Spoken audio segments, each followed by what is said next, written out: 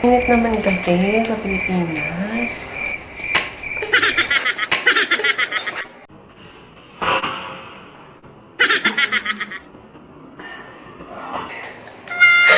Oh my God.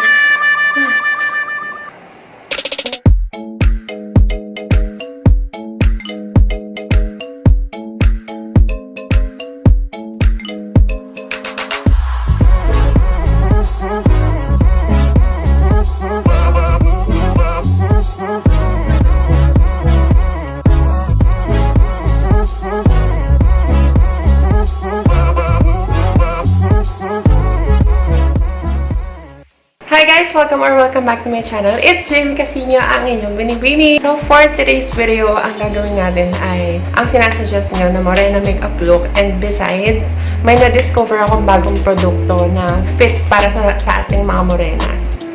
Morena ba ako?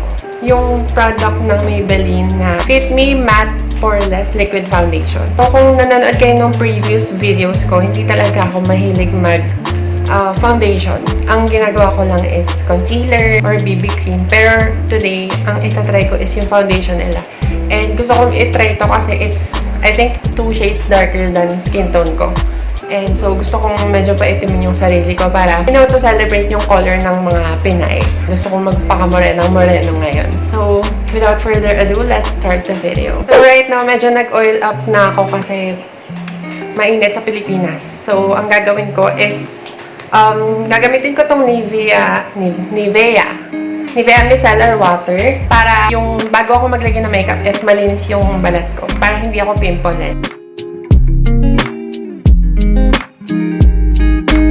See, ang dumi guys. So, make sure na kapag magme-makeup kayo, malinis yung mukha nyo or at least hindi kayo oily kasi pipimpolin talaga kayo kasi ganun yung nangyari sa akin. So, ang next kong gagawin is hindi na ako magpa-primer. Ang gagawin ko is idediretso ko na yung foundation. So, wala nang patumpik-tumpik pa, bongga-raka-raka.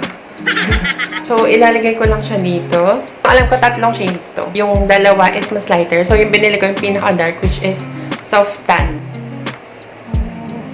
Guys, hindi na ako nag-sponge or brush kasi kapag nag-sponge ako, a-absorbin lang nung sponge or nung brush yung foundation. So, for this one, gusto ko munang mag-fingers and then magbabrush ako later on. Okay, so magbabrush na ako guys para medyo pumasok siya sa mga pores ko.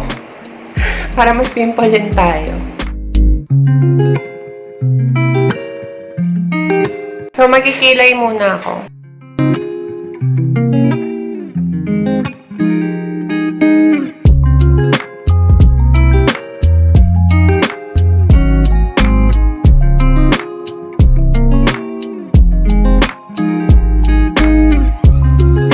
So, next na gagawin ko is magko-conceal ako ng super onti lang sa eye bags and sa ibang part na may delubyo.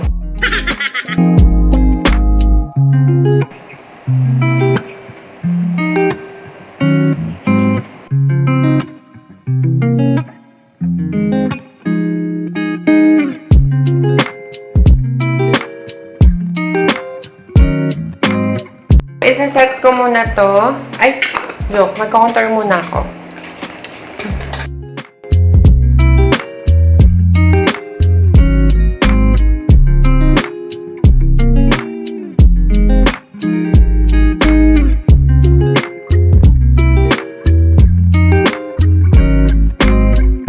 Okay, so magsaset na ako with eyeshadow para hindi tayo magmantika.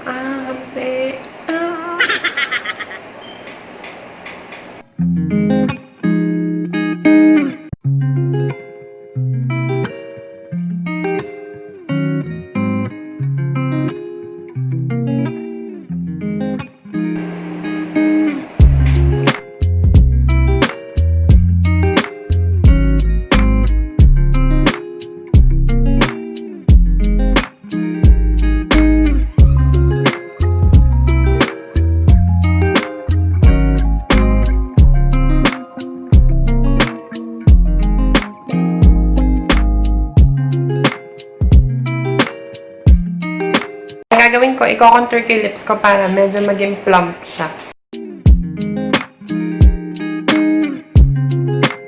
And then, magle-lip liner ako.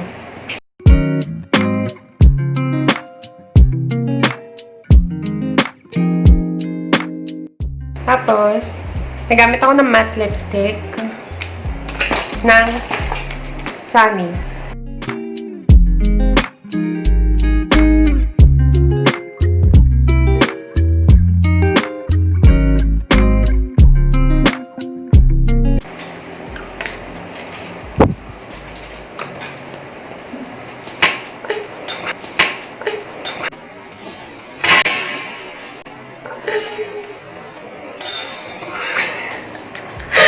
Oh my God.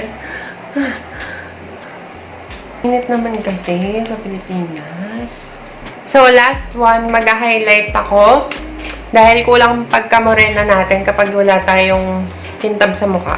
So, dapat dito sa cheeks. Yan, dagdagan natin. Dapat yung para tayong nagbabad sa araw ng 2 araw, tapos nagprito ng isda, ganon. Nagmantika yung mukha. Char! Sa ilong.